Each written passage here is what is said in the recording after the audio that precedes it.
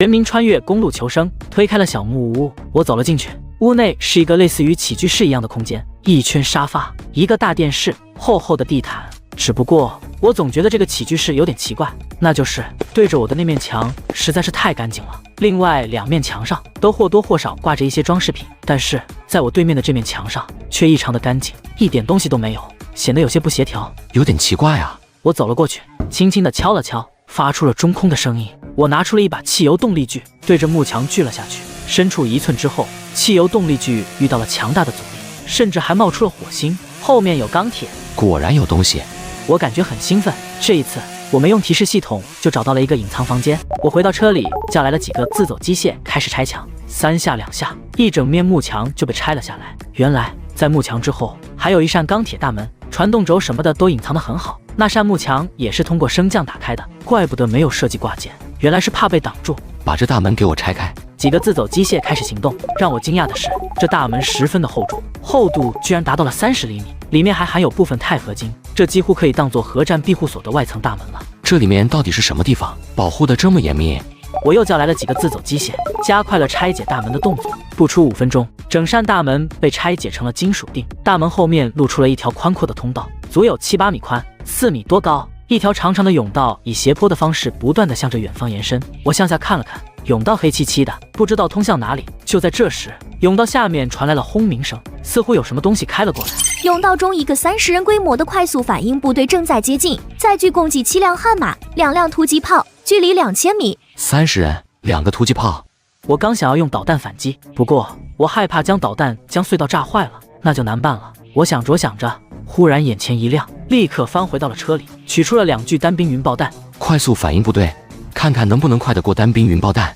我架起了单兵云爆弹，对着通道里扣动了扳机，单兵云爆弹激射而出，在通道内炸开，一团明亮的火球在通道内炸开，随后又快速熄灭。扇兵云爆弹爆炸的威力并不大，声音也不响，但是里面的铝镁混合燃料却能在极短的时间内将整个通道内的氧气焚烧，整个通道内成了生命的禁区。不光是人失去了氧气而无法呼吸，就连他们的车子也因为失去了助燃氧气而熄火停车。我让小爱同学撞破了大门，将多用途装甲车开了进来。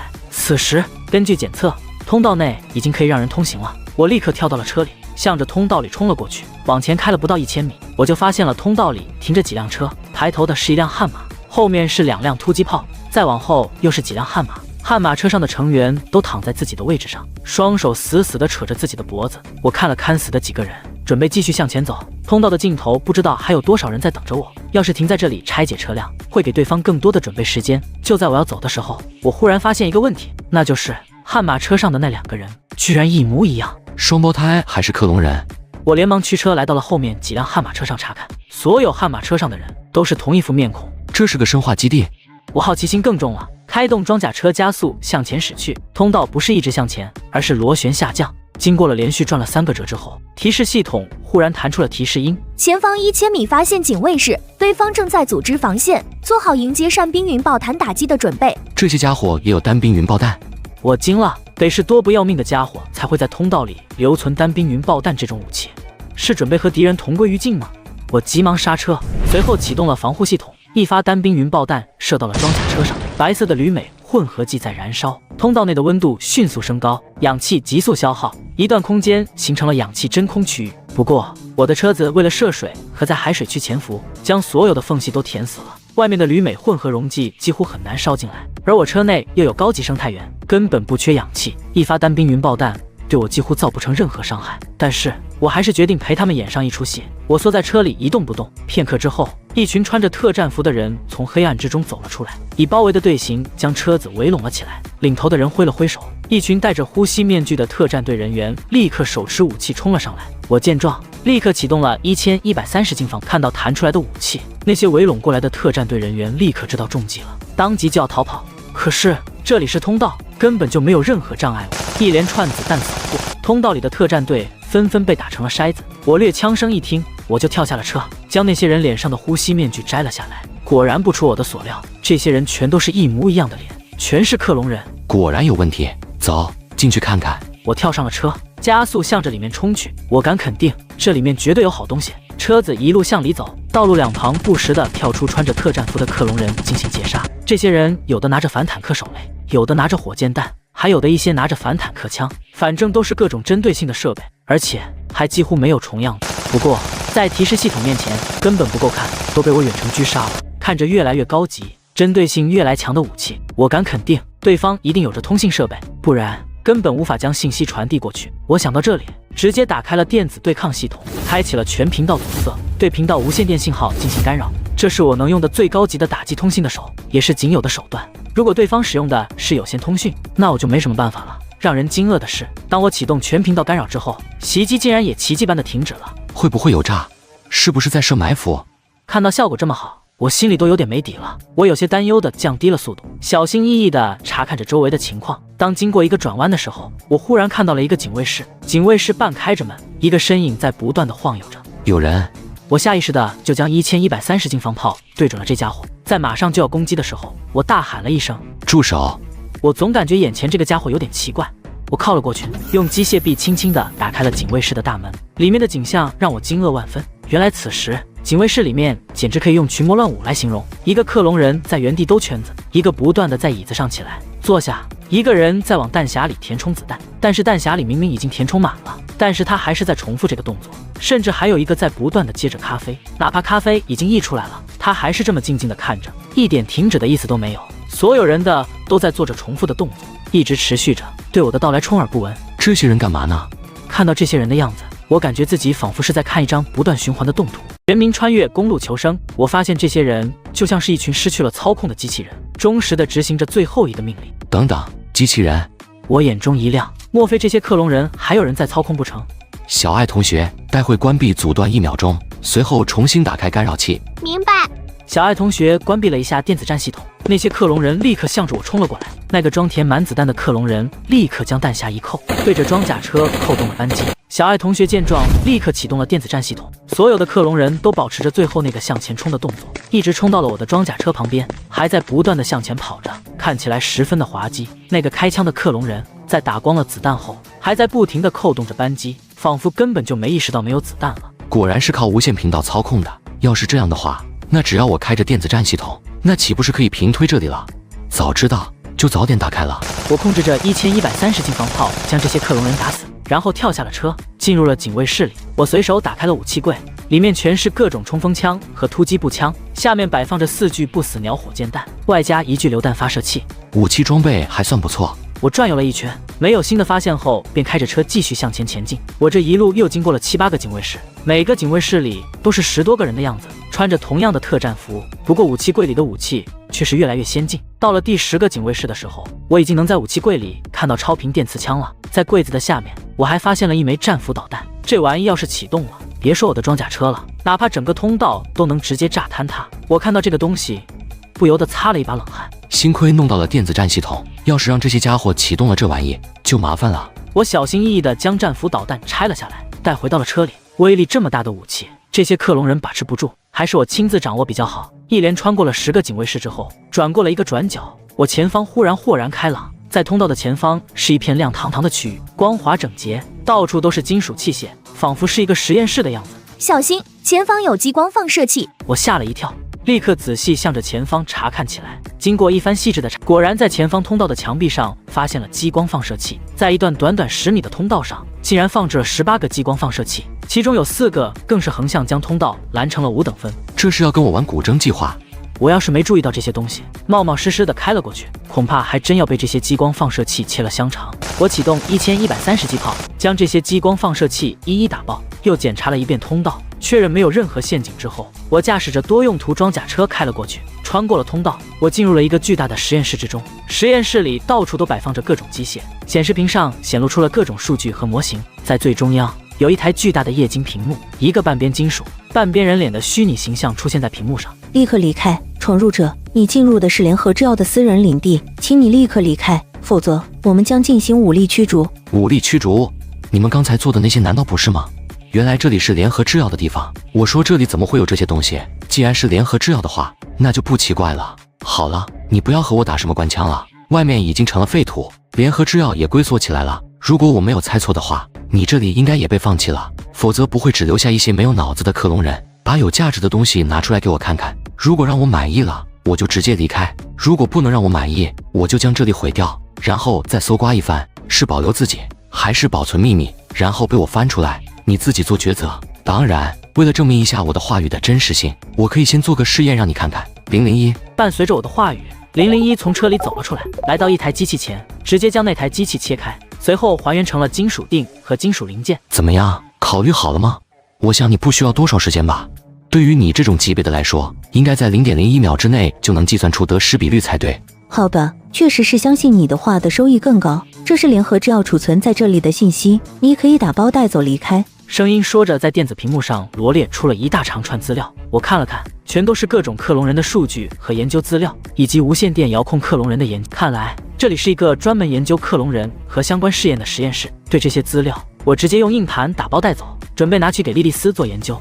或许以后也能弄出自己的克隆人大军出来。光是这些也不够啊！把仓库打开，我看看有没有什么有价值的东西。贪婪的人类，希望你能信守承诺，拿到你需要的东西后离开这里。放心吧，我可是最讲信用的人，做生意向来是童叟无欺，从来不以次充好，售出万件无退货，被无数女性称赞为绝顶好人。从你的神态和语气可以看出，你说的都是真话，但是我总感觉有哪些地方不太对劲。不过现在也只能选择相信你了。大屏幕上的女人打开了一扇金属门，露出了一个仓库。这里就是存放在这里的各种试验品和样品机，你可以选择一部分你认为最有用的带走。这是这个实验室里价值最高的一部分物资，如果你看不上，那我也没有什么办法了。看到仓库里满满的各种机械，我像是掉进了米缸里的老鼠。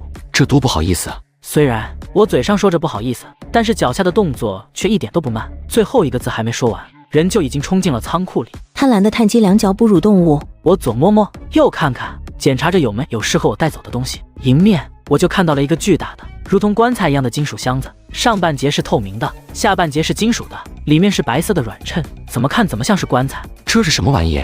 合金棺材，装进去可以自动火化，还是可以直接发射到太空上去？高级医疗舱5级通用配件，可以对病患身体进行全面检测，可以自动进行绝大部分外科手术、重度治疗、紧急抢救以及部分常见疾病，并且可以克隆病人被切割的器官、皮肤、肢体，并进行移植。当病人生命垂危且医疗舱无法进行有效治疗时，自动紧急降温，强制患者进入冬眠模式，以便患者进行转移治疗。好东西啊！有了这个东西之后，我可以在很多场合浪上一点了，只要不被当场打死就行。而且这东西还是一个5级车的通用配件，加装后可以凑个升级条件，简直一举两得。我立刻让小爱同学开过来，加在了高级医疗舱。获得了一样有用的东西后，我兴致高涨起，继续在仓库里挑选起来。全民穿越公路求生，我发现了一个纸箱子，里面堆满了真空包装的圆柱形物体。这是什么？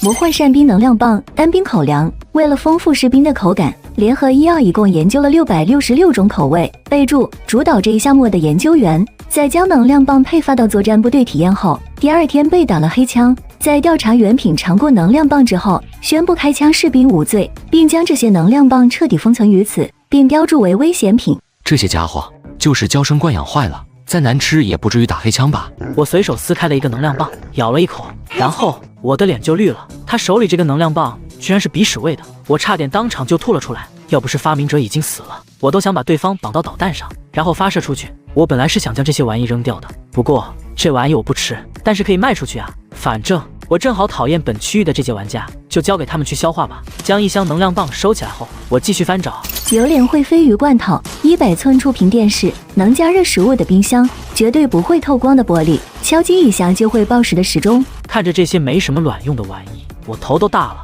就在我以为仓库里都是这些没用的东西的时候，一个硕大的帆布出现在了我的面前。这里面是什么东西？我好奇地掀开了帆布，摆放在里面是整整12枚战斧导弹，全都装在发射筒里，棒边还有一个发射的控制器，只有平板电脑大小。扇兵式战斧导弹，联合制药研发的一种扇兵可操作发射的战斧式导弹，简化了发射流程，一体式设计，可供一人使用，威力和射程都没有降低，但最终因为重量过重，扇兵无法移动而宣布研究失败，存放在仓库之中。尽管我自己操控不了这玩意，但是可以交给小爱同学来使用，而且这东西的规格算是单兵武器，可以不用占用车载武器位，完全可以支起来。用顶部的舱门进行发射。最重要的是，这玩意的威力足够大，一枚就可以摧毁一栋大楼，哪怕用来打哥斯拉都够了。我兴奋地将这些改装过的战斧导弹运进了车里，带着满满的收获，我满意地回到了大厅。我已经将我觉得有价值的东西带走了，谢谢你的康。屏幕上的女人看着空空如也的仓库，不知道该说些什么。既然收取的物品，请你遵守你的承诺，离开这里。放心，只要你不来打扰我，我是不会找你麻烦的。我开着车向着来时的通道驶去。对于这个类似人工智能一样的玩意，我没打算去处理。我一路向着外面前进，很快就看到了出口。注意，外面有大群玩家正在门口附近埋伏，请谨慎对待。有玩家找过来了。我好奇，打开了区域频道看了一下，发现原来因为我在这里耽误了太长时间，游戏系统再次播报了我的位置，导致被一些附近的玩家顺藤摸瓜找到了这里。居然追到了这里，鼻子还挺灵的。我将一架小型的手抛式无人机扔了出去，小巧的无人机飞了出去，开始侦查周围的情况。那栋2层的小楼里面暂时没有人，不过在外面倒是有3辆车子，1辆突击炮，2辆改装坦克，火炮口径都达到了105毫米左右，长长的炮口都从窗口伸了进来，对准了出口。我要是敢出去，就会遭到迎头痛击。这些家伙居然还学会打伏击了。我继续观察地形，出去围绕着房子打伏击的3辆车之外，外围还有一道由20辆车子组成的第2道防线，每辆车子至少安装了一门无后坐力炮，武备十分精良。在最外围则是一辆通体漆黑的坦克。等看清那坦克的样式，我不由得倒吸了一口冷气，居然是 M2A1 主战坦克。M2A1 主战坦克，这玩意在原本的世界可是现役坦克中最牛波一的存在。这伙玩家实力不弱呀，总计20多辆车，看样子得好好的应对一下才行。我在计划着干掉他们，而那些玩家也在计划怎么干掉我。突击炮里的一对兄弟就在低声商谈着。哥，你说那家伙真的就在这里吗？古斯塔夫先生已经说过了，那个家伙肯定在里面，他手里有可以锁定通缉犯的道具，应该是不会错的。可是我们这些人真的能打过那家伙吗？那个家伙杀掉了玩家已经超过100多人了，简直跟魔鬼一样，我们这点人真的能打过他吗？能打过肯定是没问题的，那些玩家被杀主要是实力太低，我听说他们在被干掉之前还在大量收购机枪，连机枪1级的武器都没凑齐，被灭掉并不奇怪。相反，我们拥有全区域最强的武力，古斯塔夫先生拥有陆战之王坦克，而我们的突击炮也经过2次改装，还有穿甲弹，对付那个家伙应该不是问题。照我看来，我们需要注意的不是那个被猎杀的我，而是我们的那些同伴们。同伴？他们不是我们的队友吗？我们一起组队猎杀目标，然后平分战利品。平分？怎么可能？愿望只有一个，根本无法分享。如果我没猜错的话，干掉那个目标之后，就是我们之间互相猎杀的时刻。待会的时候注意点，打出1发炮弹后就立刻掉头冲出包围圈，对那些家伙不要留手，见到一个干掉一个，尤其是那2辆改装坦克，他们才是我们最大的敌人，直接冲出去，说不定还有我们的一条活路。明白了。弟弟点了点头，将一枚穿甲弹塞入了炮口里，等待着攻击的开始。就在这时，通道里忽然传出了一阵尖锐的呼啸声。什么声音？哥哥曾经做过装甲兵，他听到声音之后，顿时脸色大变。快倒车，释放诱饵。弟弟闻言，立刻拉动操纵杆，同时按下按钮释放了诱饵弹。然而，这一切都太晚了。一发阿达兹导弹机从空中击中了突击炮的底部，一声爆炸差点将突击炮掀翻了，炮管直接横飞了出去。旁边2辆改装坦克见状知道不好，立刻准备开炮，将通道轰塌，将我埋在通道里。然而还没等他们来得及动作，2枚阿达兹导弹就先后击中了他们的炮塔，一个击中了炮塔的连接部，直接将炮塔掀飞了出去；另一发导弹则直接穿透了底部的舱盖，击中了弹药舱，引发了讯爆，整辆坦克直接变成了一团橘红色的蘑菇云，原地消失不见。开火！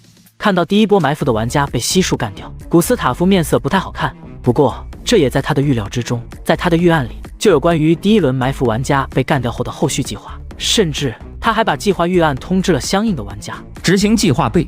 古斯塔夫拿起了对讲机说道。然而对讲机里传来的只有滋啦滋啦的电流声，根本无法将信息传达出去。信号被阻断了，怎么搞的？难道刚才那家伙发射了电磁干扰弹？又或是有电磁干扰设备？全民穿越公路求生，周围的其他玩家虽然没有听到古斯塔夫的命令，可是他们也不是傻子。在看到第1排的2辆坦克、1辆突击炮被干掉后，立刻进行了攻击，各种火炮、机枪全朝着小木屋招呼。一眨眼的功夫，整个小木屋被打成了碎片，各种碎木漫天纷飞，烟尘升起3丈多高，整个火力覆盖了30秒才渐渐停息了下来。可是相当于近乎一个坦克营的火力的全力打击。此时，小木屋附近已经变成了一片废墟，别说小木屋了，就连通往地下的通道也被打得坍塌了下去，没有挖掘机休想再进入里面。这家伙应该死了吧？在这种火力的覆盖面前，没有人能撑得住。可是怎么没有任务完成的提示？可能是被别人完成了吧，不知道是哪个家伙走了狗屎运。是谁完成的任务？报个好呗，按照之前的协议，应该分润点给大家。该不会是有人想要独吞奖励吧？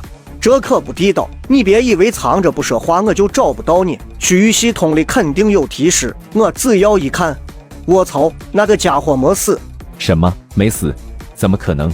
那可是一个坦克营的火力，一辆车怎么可能承受得住？哪怕是 M2A1 也不可能。不信你自己看。快跑！我们不是他的对手，我们快撤！然而，等他醒悟的时候，已经太晚了。8枚阿达兹导弹从烟雾之中激射而出，中了最近的8辆车子，直接将8辆车子直接打爆。剩余的车辆见状，有的疯狂继续开炮，有的则拉动倒车杆，急速后退，准备逃离这里。然而，不到10秒钟，又是8枚阿达兹导弹，外加1枚地狱火击射了出来，向着周围的车辆射去。那辆 M2A1 主战坦克甚至被分到了2枚阿达兹导弹，外加1枚地狱火。我看了看周围，一辆辆车子就被炸成了碎片，剩余的几辆车也开始掉头逃窜，失去了继续拼下去的勇气。我满意的点了点头。面对现代的反坦克导弹，那些火炮只有被吊打的份。然而就在这时，硝烟散尽，前方一辆黑色的 M2A1 主战坦克停在前方，岿然不动。从外表上看上去没有任何损伤，刚才被导弹击中的位置只爆炸了几个反应装甲，无伤大，居然没受伤。我吓了一跳，连忙准备再补上一刀。不过阿达兹和地狱火都打出去了，还需要10多秒的时间来装填，待机的只剩下了短号导弹。这玩意我得到的是成品，现在只剩下4发，用上1发就少1发。我一拍按钮，1枚短号导弹从发射筒内飞出，在无人机的引导下，直接撞上了被炸掉反应装甲的区域。这下应该能破开防御了吧？然而让人惊骇的一幕出现了，短号导弹击中 M2A1 的装甲之后瞬间爆炸，但是却只留下了一个凹陷，根本没有击破装甲。这是怎么回事？哈哈哈，不要白费力气了，我这辆车可是特殊改造过的，用上了改装过的平油装甲和平油穿甲弹。你这种冷战时期的玩意还是扔进垃圾堆去吧。谢谢你帮我解决了这些垃圾，为了表示感谢，我保证让你走的没有任何痛苦。古斯塔夫说着，主炮已经对准了装甲车的前装甲，1枚平油穿甲弹击中了装甲车的前装甲上，一阵爆炸的硝烟升起，前装甲被砸得凹进去了一块，随后穿甲弹被弹得飞了出去，然后掉落在了地上，碎片散落的到处都是。古斯塔夫的笑容僵在脸上，场面一度十分的尴尬。别以为能挡住平油弹就可以高枕无忧了，让你看看真正的火炮的厉害。古斯塔夫按动了一个按钮，主炮塔向后滑动，一个粗大的炮口从车里伸了出来，对准了我。看到那个炮口，我整个人都斯巴达了。那炮口足有800毫米粗，看起来就像是一尊巨兽的血盆大口一样，要将自己吞噬。这特娘的是个啥？他真把古斯塔夫巨炮搬上车来了？那玩意不是列车炮吗？还需要专门的铁轨和200个人的协同操作，他怎么直接撞到车上去了？我心中巨震，古斯塔夫大炮的名声我可是太清楚了，一炮掀翻要塞，一颗穿甲弹重量高达7.1吨，快赶上自己的车的重量了。被这玩意轰上一下子，什么装甲都扛不住，直接就能 GG。很好，你很好，居然可以逼我使用这款武器，没想到我需要在你这里浪费一颗珍贵的炮弹。不过能够完成任务，那位的赏赐定然不会少，也不算亏本了。再见了。古斯塔夫将手放在了发射钮上，等候着自动装填机装填发射药。只要装填完毕，他就将我砸成肉饼。7.1吨重的炮弹，砸也能将车砸扁。然而就在这时，他忽然感觉到胸口一阵的剧痛。他低头一看，原来是胸口处多了一个窟窿，边缘处满是焦糊色，里面的内脏全都被烧得焦糊，伤口贯穿了胸口。这是古斯塔夫什么也没说出来，尸体栽倒在了指挥椅上。还真是麻烦，每次都要动用最终的武器才能将敌人干掉。我不清楚莫里亚蒂是怎么了解我的情况的，所以在能使用常规方法干掉敌人之前，通常是不会使用激光这种武器的。这是我最后的底牌，减少使用激光，就降低暴露的风险。毕竟想要防范激光还是很容易的。找个雾霾或者雾气很重的环境就可以了。解决了古斯塔夫之后，我并没有放松，而是控制着无人机去追踪那些跑掉的玩家。刚才我和古斯塔夫对峙的时候，有4个玩家跑掉了，此时他们已经来到了5公里之外。这么远，应该不会被追上了吧？他决定这次离开之后，说什么也不参加猎杀活动了。能上猎杀名单的玩家，果然不是他这种杂鱼能惦记的。然而就在这时，他忽然听到头顶上有呼啸声，他抬头一看，一枚阿达兹导弹呼啸着从天而降。阿达兹导弹的射程达到了10公里，对付几个逃跑的车辆还是不成问题的。基本上一发一辆车，一轮齐射就解决了战斗。剪除敌人之后，就是喜闻乐见的收获时间。我放出了001等一大票自走机械，开始拆解车辆。手气最好的001被派往去拆解古斯塔夫的主战坦克。万一要是能把古斯塔夫巨炮拆出来呢？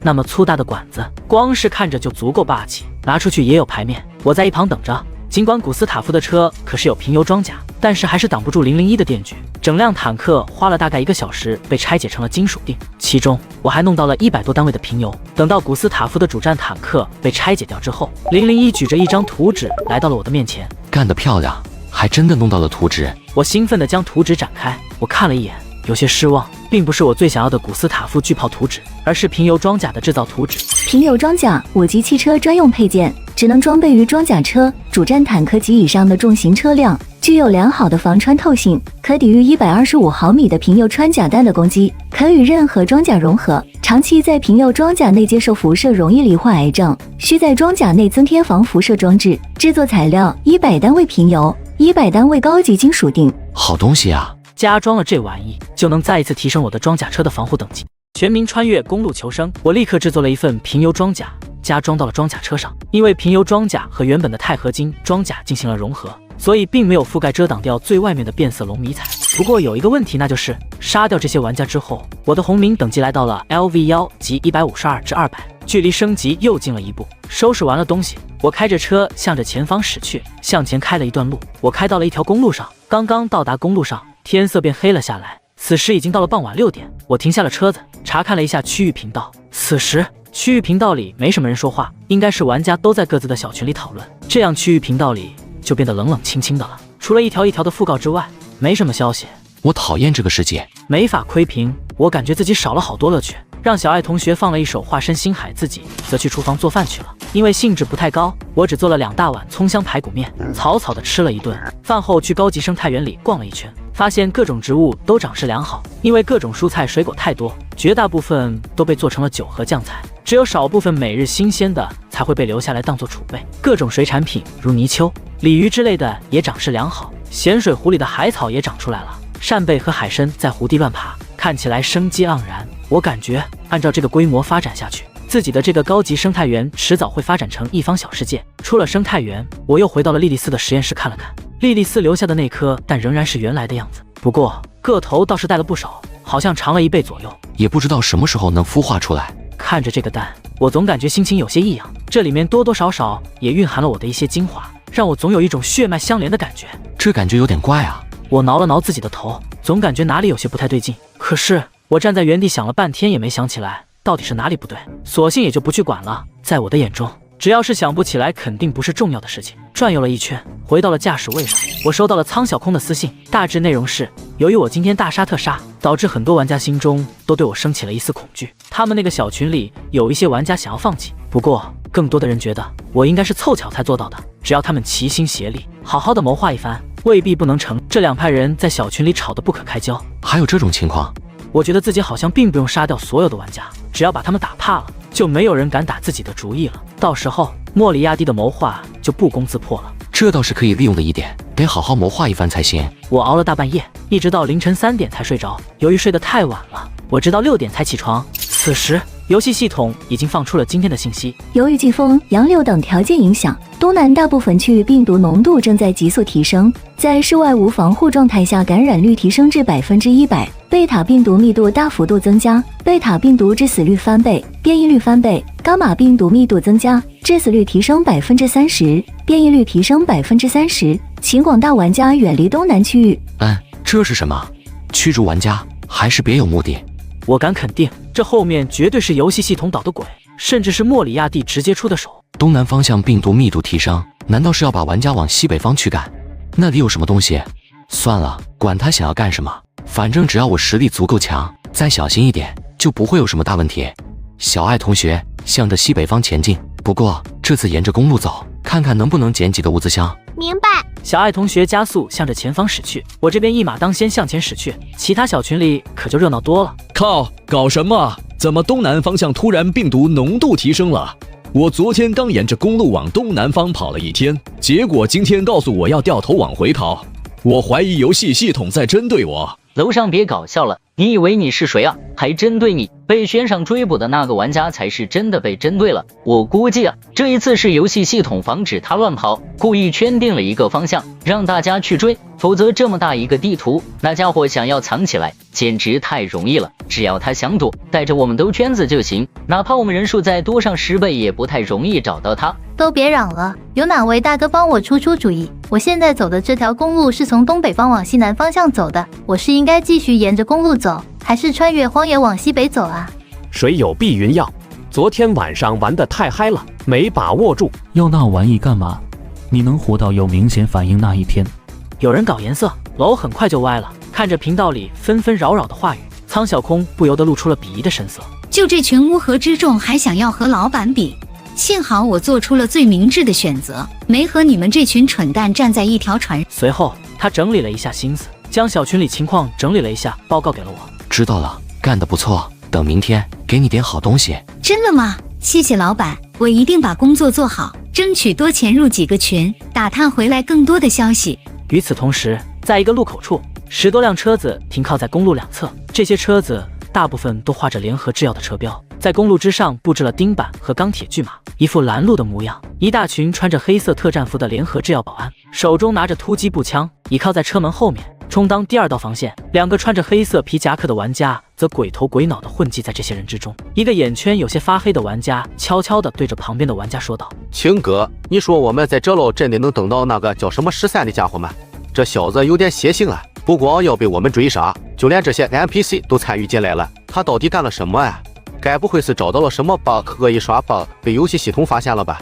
管他呢，你管他干什么了干嘛啊？好好的拿着你的好处不就完了？乱七八糟的事情少打听，知道的多了死得快。一个穿着特战服的人走了过来，厉声呵斥2人：你们2个嘀咕什么呢？再发现你们嘀咕，可就不是一顿拳头那么简单了。悟什么？悟什么？黑眼圈连忙点头哈腰地说道。等到特战服转头离开之后，才低声咒骂道：操，不就是一个 NPC 吗？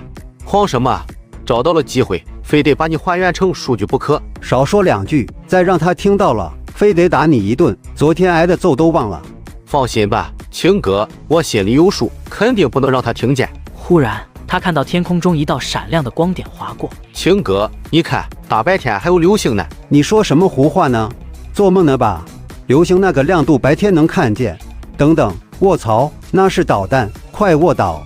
青哥见多识广，一把黑眼圈拉到了地上，随后往旁边一滚，滚到了路基之下。周围的那些特战队员也看到了那颗明亮的导弹，纷纷向着两边躲避。一发阿达兹多用途导弹直接击中了一辆悍马车的油箱，发出了震耳欲聋的爆炸声。全民穿越公路求生，爆炸声响起，破裂的汽车碎片横扫周围几十米的区域，将所有还站立的生物全都拦腰打断。嘿，这是谁呀？在哪打我呢？青哥，是不是那帮孙子把咱们卖了？不知道，不过这里已经不安全了，先跑出去再说。青哥向着不远处自己的车子跑去，然而他刚刚溜到自己的车门前，背后就响起了一阵枪声，一连串子弹扫进了他的后背之中。临阵脱逃者死。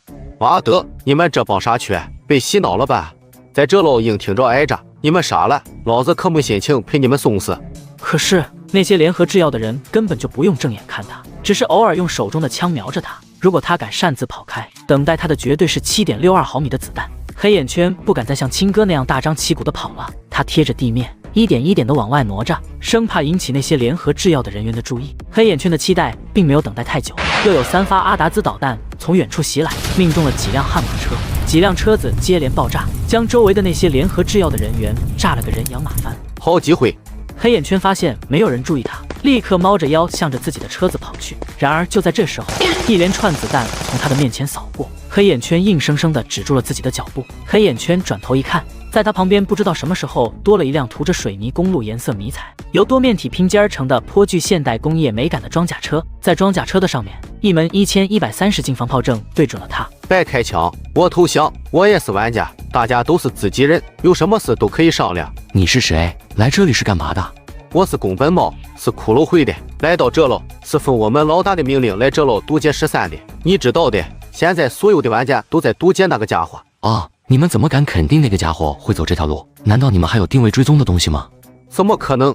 要是有那种技术，我们早就领了上进了。只不过我们老大搭上了一个土著大公司的线，和这个大公司进行了一些合作。我们算是配合这些人，在还在掌控的区域进行封锁搜查，被动等待那家伙送上。原来是这样。听到宫本茂这么说，我心中松了一口气，不是专门堵自己的就好。那你们是怎么和联合制药搭上线的？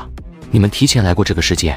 木有，我们没来过。不过我们首领很有本事，似乎从别的渠道弄到了信物，取得了联合制药的信任，联合制药才愿意配合我们行动的。别的渠道能不能详细说说？这个我也只是知道一部分消息而已，这在我们车队内都是机密。我要是说了的话，能不能放我离开？如果你的答案能让我满意的话，放你离开也不是什么难事。这我也是听青哥说的。青哥他说，我们会长之所以能拿到那个信物，其实是……宫本茂的话还没说完，他的脑袋就像是西瓜一样炸开了。宫本茂的死让我也呆了一下，我紧张地向着周围扫视着。指挥官，天上！小爱同学把球形屏幕的视角转换到了天上。此时，在天空中，一架小型的无人机正在天空中盘旋，和我的手抛型无人机差不多，只不过这一架上还挂载着一款小口径的枪械。无人机的机翼下面还喷涂着黑色骷髅的标志。骷髅会的无人机，他们就在附近。哈，居然敢扰乱我打探消息，那就给我留下吧。我操控着1130近防炮对准了无人机，扣动了扳机，一连串子弹如同狂风骤雨一般扫向了无人机。无人机顷刻间被打成了碎片。老大，该怎么办？我们的无人机被打碎了。看打我的无人机，我倒要看看真正的飞机它能不能打下来。一旁的高大男子从贴身的口袋里拿出了一只手机，调出了信息页面，在击杀目标一栏填入了宫本茂尸体周围1公里范围内的所有人，随后选择了发送。我控制着自己的手抛式无人机，向着周围探测着，试图找到那个隐藏起来的无人机控制者。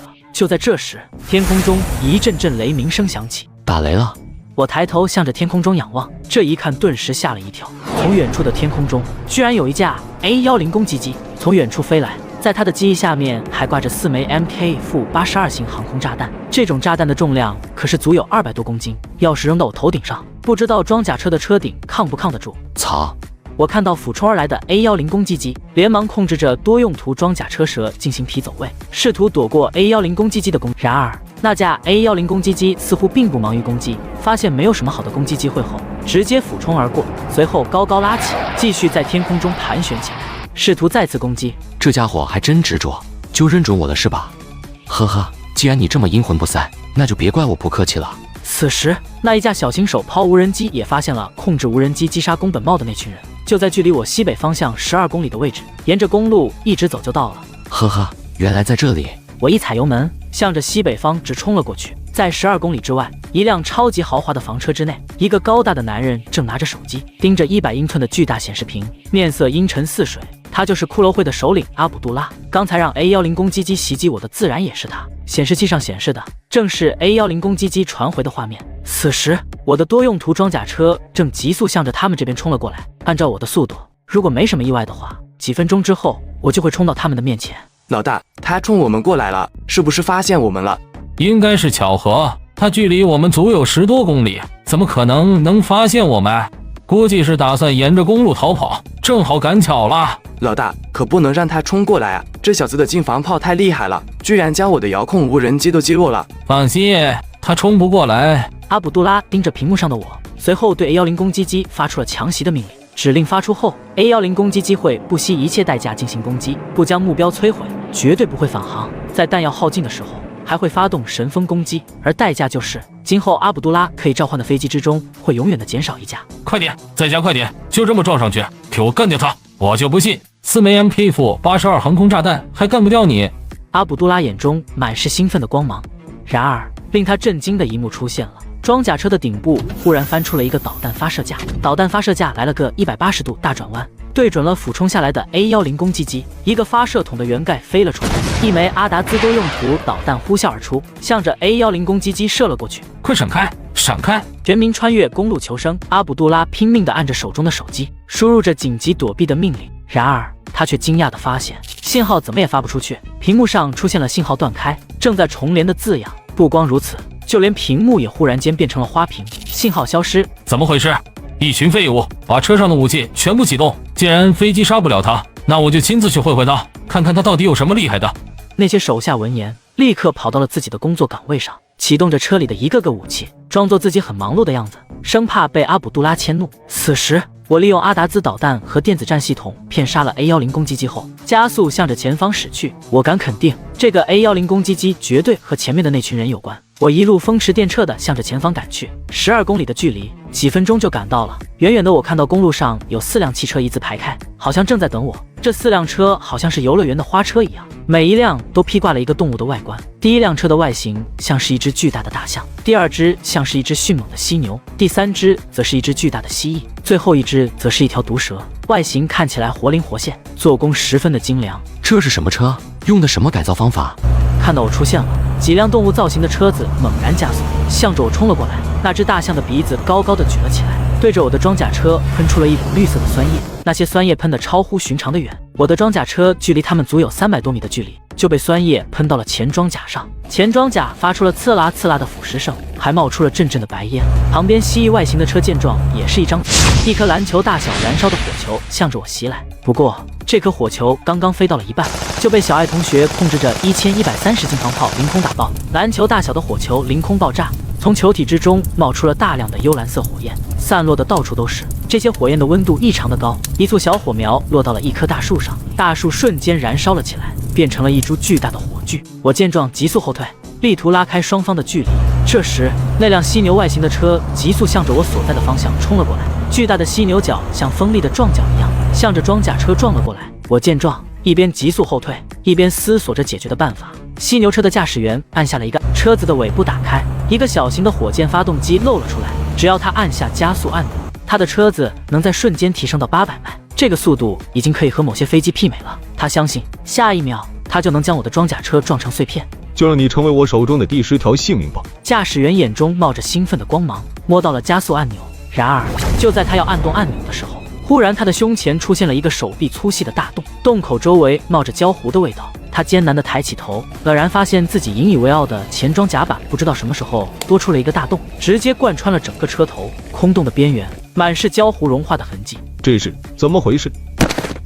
解决了犀牛车，我连忙发射了2枚阿达兹导弹，分别瞄准了大象车和蜥蜴车。这2辆车都是攻击比较犀利，仗着攻击方式诡异，趁人不备打出一波输出的角色。但是在面对敌人有组织的反击的时候，就不像正规的战车那样有足够的反击手段。在面对导弹来袭的时候，他们甚至连高射机枪都没有，毫无还手之力的被阿达兹导弹打成碎片。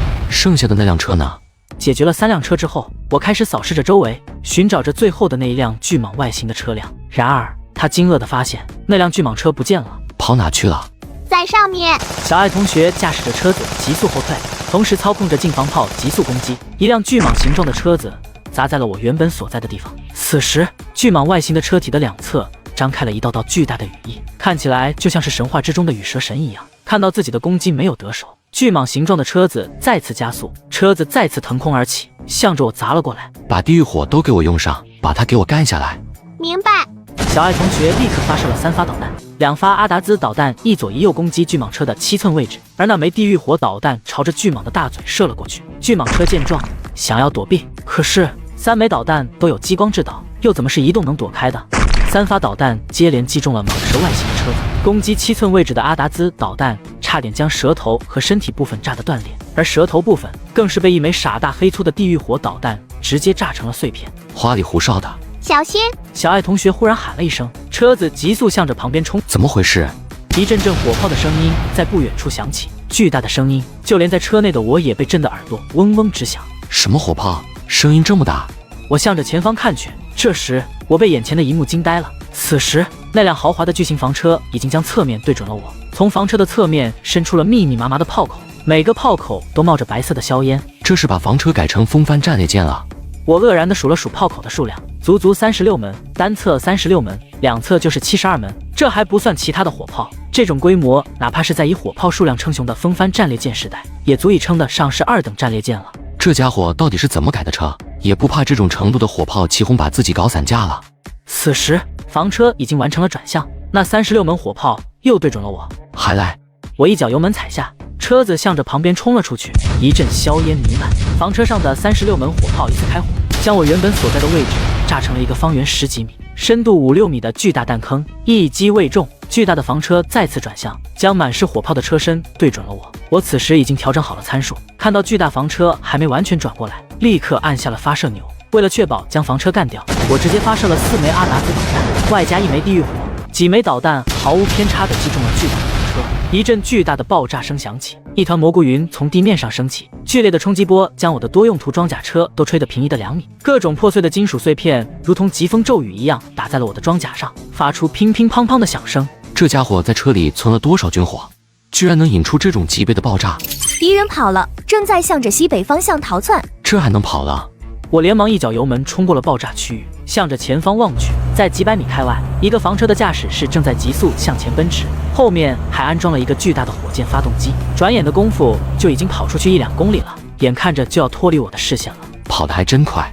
我立刻对着远远逃窜的房车驾驶室发射了1枚阿达兹导弹。阿达兹导弹准确地击中了房车驾驶室，驾驶室轰然爆炸，在一片火光之中，一个座椅弹了起来，座椅两侧伸出了2个涡扇，稳稳地悬浮在了空中，随后继续向着前方急速飞行。这都能化解，还真能跑！我一脚油门踩到了底，同时架起了1130斤防炮，对着那个飞在空中的座椅不断的扫射。全民穿越公路求生，一连串子弹向着飞行座椅射去，一个涡扇被我凌空打爆，飞行座椅瞬间失去了平衡，坠落到了公路上。我见状立刻加速开了过去，来到了坠毁的位置。我向外张望了一眼，随后叹息了一声，这家伙是脑袋朝下着陆的，脑袋像是被砸开的椰子壳一样。你看看，叫你不戴头盔，你看看下场多惨。其实我在瞄准的时候还特意避开了对方的要害，为的就是抓个活口问问具体情况，结果这么小心还给对方打死了，这上哪说理去？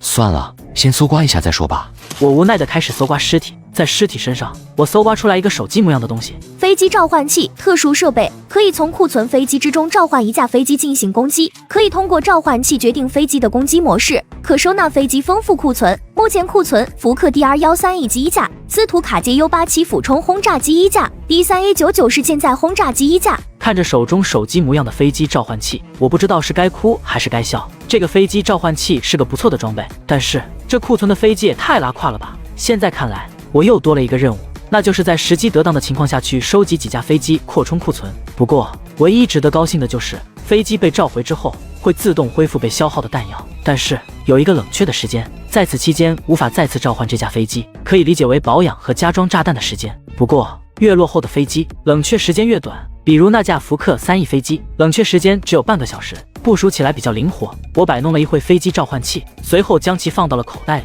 这东西现在的实力有限，但是潜力很高，我要是能找到几架 F-35就爽了。在尸体上我又发现了一个小型平板电脑，打开后我发现这居然是一个电子地图，上面还带有导航功能。在地图的中央部分，一个蓝色的光点正在不断的闪烁着，在地图的其他位置还有着一些标记，标注着周围的地形、设施等情况。这家伙还真是一个送财童子，这种好东西都能弄来。我认真地查看着电子地图，准备看一看下一步该往哪个地方走。在电子地图上查找了一圈，我发现距离自己50公里之外有一个弹药库，那里是附近联合制药的武器中转枢纽。要是将这个地方炸了，会不会让他们元气大伤？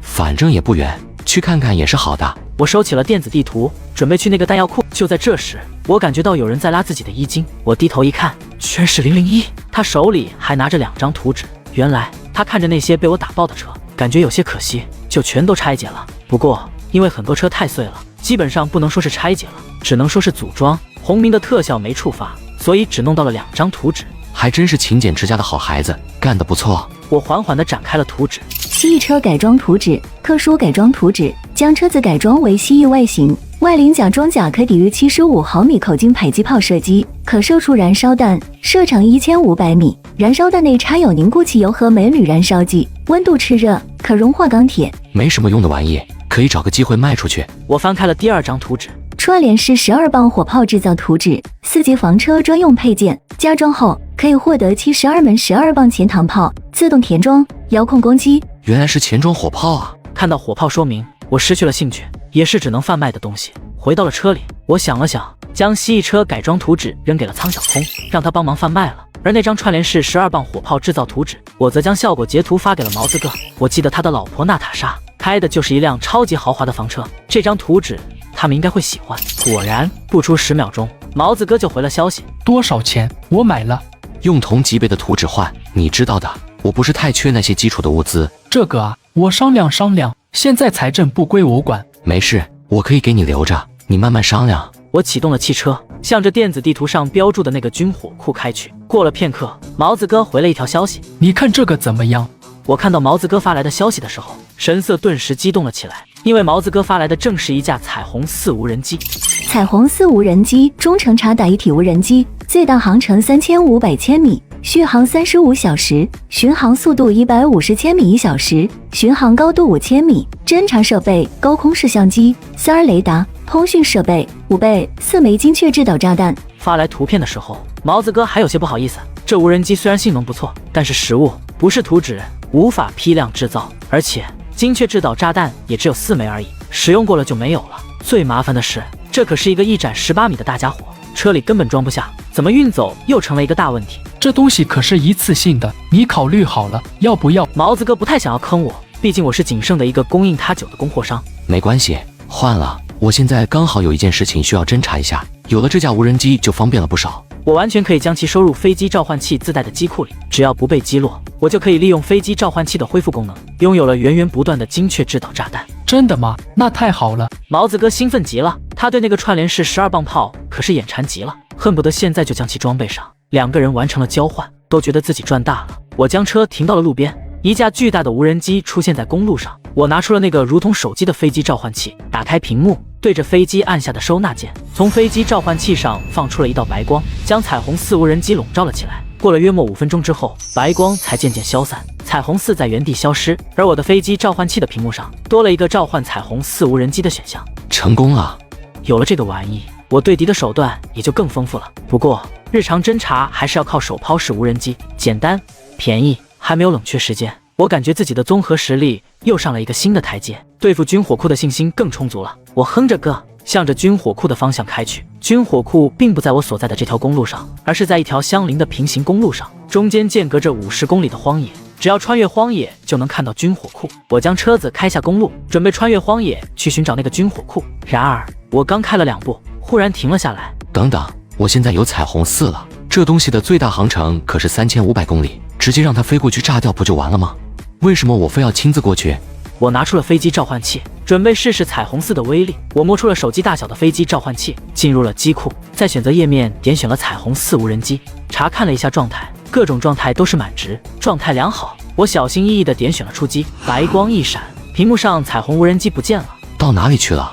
我操控着球形屏幕四处张望。指挥官在天空中，距离地面大约1000米。小爱同学将拍摄到的彩虹无人机的画面传到了球形屏幕上，我手中的飞机召唤器上的屏幕也一分为2，左侧是飞机的各种数据和状况，右边是飞机上的高空摄像机所拍摄到的画面。不错不错，巡航高度提升到2000米，用正常巡航速度向西巡航。我下达了命令，全民穿越公路求生。彩虹无人机开始执行我的命令，提升飞行高度，加快飞行速度。彩虹4的巡航速度是150公里每小时，花了大概20分钟左右就找到了那个军火库。此时军火库周围聚集了上百辆汽车，不少玩家都在排队领取物资。嘿，咱们老大还真有本事，居然能和联合制药搭上关系，居然还能拿到免费的武器。也不是免费的，这是作战用的补给，拿了东西是要干活的。你以为那些资本家会白让你占便宜吗？都差不多，反正我们不也要去追杀那个叫13的家伙吗？正好拿了武器去干我们自己的活，到时候任务一交，直接离开这个游戏世界，他们爱找谁找谁去，有本事去现实世界找我去啊！我觉得没有那么容易，你看看，武器除了机枪还有无后坐力炮，还有不死鸟火箭弹，每人一套，这火力都超过一个正常的装甲营了。需要这种级别的火力才能完成的任务，我总感觉不简单。而且你看看，补给物资里居然还给每人配了6罐罐头2瓶红酒，我总感觉这是断头饭呢。管他呢，反正我们小心一点，打仗的时候往后缩，实在不行就跑，活下来的可能性很大。几个人也纷纷点头，十分认同那名玩家的说法，安安静静的排队。此时我已经控制着无人机在军火库上方转悠了好几圈。这个军火库是由一个冷堡改建的，里面还增添了一些现代化的设施，在古老的城墙上还架设了高频两用自动机枪。院子里停着6辆步兵战车，城墙的周围还有几辆坦克和装甲车守卫，看起来守卫森严。一群穿着联合制药特战服的人，不断的从棱铺里搬出了一箱一箱的武器，分发给那些排队的玩家。那些领到物资的玩家也没有走，都是停在了棱铺的旁边，好像在等待着什么。这是有什么大动作？呵呵，既然你们有大动作被我发现了，那我不能不表示一下。我操纵着无人机，挑选着攻击的角度。哎，总算到我了。一个玩家兴冲冲地把车开了过去，跳下车准备搬运属于自己的军火。这是军事重地，不准抽烟，没人教过你吗？把烟给我灭了。不就是一根烟吗？有什么大不了的？快点把物资给我，我还等着吃罐头呢。好几天没吃肉了，今天早上连饭都没吃，快饿死我！把烟灭了。几个荷枪实弹的守卫也走了过来，将手中的突击步枪对准了那名玩家。哎呀，别动手啊！我扔了还不行吗？真是的，拿个鸡毛当令箭，活该你们爬不上去。那名玩家嘟嘟囔囔地将手中的烟头扔了出去，不过他的手有些抖，烟头的位置偏了，落到了一个装满了不死鸟火箭弹的弹药箱上。那个军需官一看，脸都绿了，他连忙走过去，想要将烟头丢开。然而就在这时，一阵剧烈的爆炸声传来，巨大的冲击波直接将他撕成了碎片。站在他附近的那些人也都是同样的下场，无论是联合制药的特战队员，还是等候着领武器的玩家，全都被猛烈的冲击波撕成了碎片。那名扔烟头的玩家在临死前眼中满是疑惑，怎么不死鸟火箭弹居然还能被烟头引燃？这保险性也太差了吧！然而他们不知道的是，根本就不是烟头引燃的不死鸟，而是我的无人机发射的一枚精确制导炸弹击中了一堆堆叠起来的炮弹箱子上，直接引发了讯爆。一朵橘红色的蘑菇云升起，整个军需库的大门都被炸飞了，就连附近巡逻的一辆装甲车都被剧烈的冲击波吹翻了。不少巡逻的士兵都跑过来查看情况。还不够，爆炸还是太小了，得找个大目标才行。我在军火库里巡视着，寻找着值得攻击的目标。我只剩下3枚精确制导炸弹，得仔细点用。就在这时，我发现了军火库里的几个巨大的油罐，看样子足有7、8米高的样子。这里面都是汽油吧？这东西防护力度肯定不高，来一下看看。我对着油罐投放了一枚精确制导炸弹，精确制导炸弹直接击穿了油罐，引爆了里面的燃油，油罐瞬间被炸成了碎片。点燃的燃油汹涌地向着周围飞溅，巨大的冲击波将周围的一切都夷为平地，一团黑色的蘑菇云腾空而起。最糟糕的是，军火库里不光是一个储油罐，而是并排5、6个储油罐，一个接一个的爆炸，冲击波不断地扫荡着周围的建筑，那些停在附近的车辆和人员早就被爆炸撕扯成了碎片，少数活下来的幸运儿也被剧烈的震动震得七荤八素，绝大多数都损伤了耳膜和感官，使其短时间内无法正常的行动。这还不是最糟糕的，最糟糕的是一个储油罐发生了泄漏，那些燃油裹挟着火焰流淌得满地都是，将火焰带到了军火库的院子里。之前说了，为了方便发放物资，联合制药的人员将武器和弹药堆放在军火库的院子里。这一下，汽油混着火焰就将这些弹药堆引燃了，随后就是可怕的爆炸，一连串爆炸声响起。军火库院子里到处都是爆炸声，到处都是火焰，滚滚的浓烟直冲云霄。这下麻烦了。此时浓郁的黑烟直接将军火库遮挡住了，我就是想要攻击也缺乏了足够的视野，什么都看不见了，还攻击什么？只能打道回府。不过我随手就将剩下的那2枚精确制导炸弹扔了下去，反正飞机召唤机会给补充完整，不用白不用。扔下精确制导炸弹后，我控制着彩虹无人机开始返航。就在这时，一阵剧烈的爆炸声响起，一朵更加巨大的蘑菇云冲破了黑烟升了上来，一连串红色的讣告刷满了区域频道，而且数量还在急速增加着。这是炸到什么了？我控制着无人机在周围转悠了一圈，没发现有什么有价值的消息，最终无奈控制着无人机返航。其实真实的情况是这样的，联合制药的人把弹药堆放在了棱铺里，我的那2枚精确制导炸弹好巧不巧地击穿了棱铺的顶壁，引爆了里面的军火，这才引起了这一场巨大的讯爆。剧烈的爆炸直接将棱铺夷为平地，周围的高墙也都被冲击波推平，那些坦克和装甲车也都是讯爆的讯爆，被碎石打成筛子的打成筛子。玩家们的车就更不用说了，早就在爆炸之中变成了碎片，而这些玩家的死亡自然也都算到了我的头上，而我的红名也直接提升到了 LV2。LV2 的红名标记效果为：被标记者每3小时通报1次坐标，攻击力提升100%，击伤玩家爆率提升200%，被杀后有100%概率随机爆出2张已学会的图纸。LV3 等级在击杀2000名玩家后解锁，缩小了躲藏的地点，通报坐标的频率又提高了，看来遭遇袭击的频率又要增加了。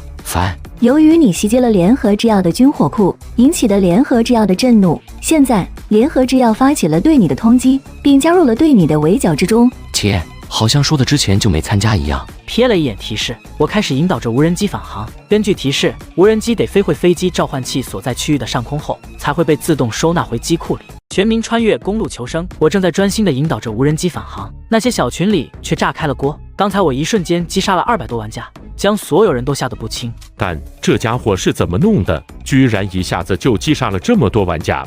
这是杀神啊！居然杀了300多人，快400人了。要是多挨这么几次，咱们区的人够他杀的吗？这实力相差也太大了吧！1v 200多还胜了，这实力不平衡啊！有没有管理员在啊？把这家伙的实力消一下啊！这不消怎么玩啊？现在放弃任务，站到大佬那边还来得及吗？就你们这群垃圾还想和老板打？看来这个群里的玩家已经失去了斗志，可以将重点移到下一个群了。苍小空将小群里的消息截了图发给了我，我看了一眼，笑了笑，就将私信关了。此时无人机已经返回了我的头上，一道白光闪过，无人机消失不见。我看了看飞机召唤器上的情况，此时无人机进入了检修的状态，主要状况良好，主要需要弹药补充，冷却时间2小时。2个小时还能接受。指挥官，后面有车子追上来了。后面来车了。我之前为了操控无人机，直接将车子停到了公路上，后面有玩家追上来也是一件可能的事情。什么车辆？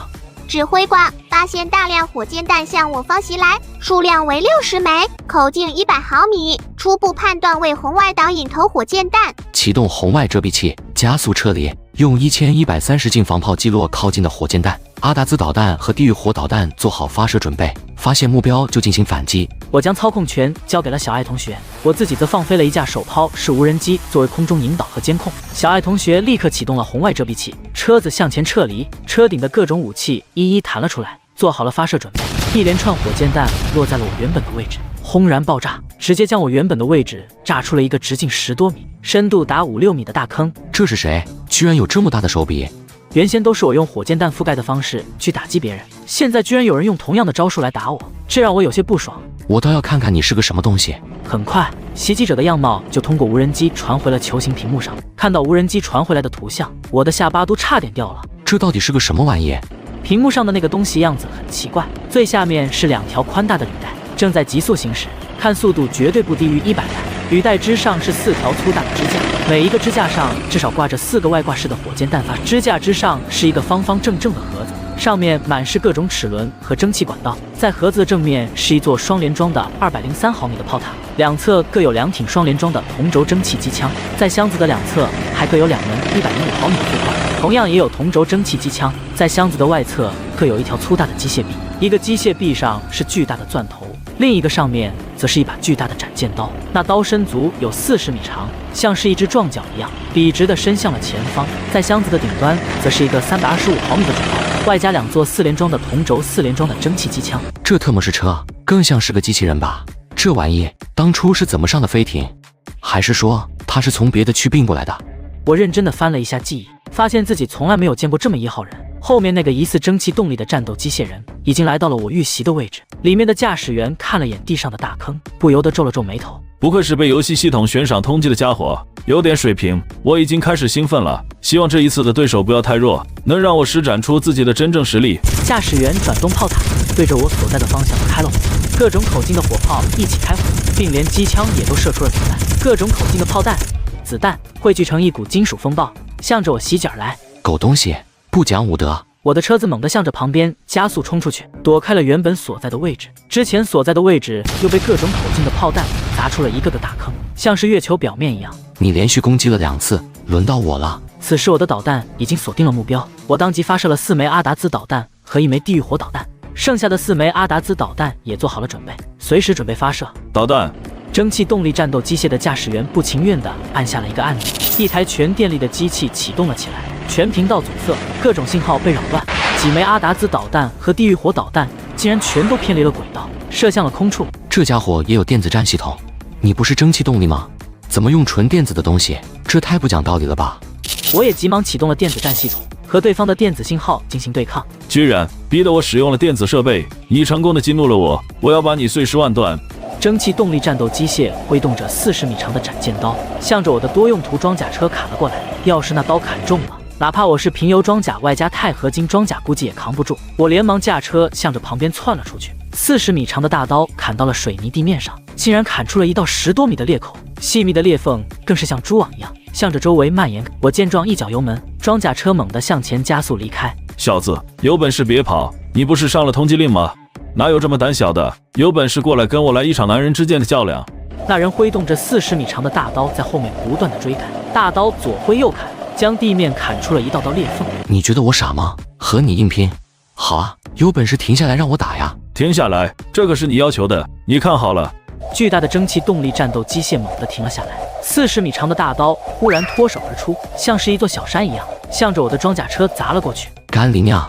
看到砸过来的40米长大刀，我脸都吓绿了。这东西就算是没有战斗部，但光是这个分量，砸到车上也够瞧的。而且这把刀足足40米长，堪比一般的10层楼，这视觉冲击力绝对拉满了。我脚下一踩油门，车子后面弹出了喷气加速，时速瞬间超过了300迈，一眨眼的功夫窜出去200多米。巨大的斩剑刀擦着车子的尾部划了过去，将2个喷气加速器切掉了。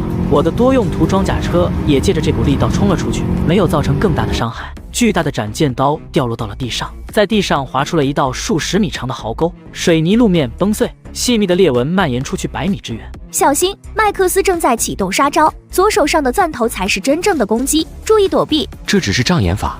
只见那个巨大的战斗机械不知道什么时候举起了自己的左臂，巨大的钻头飞快地转动了起来。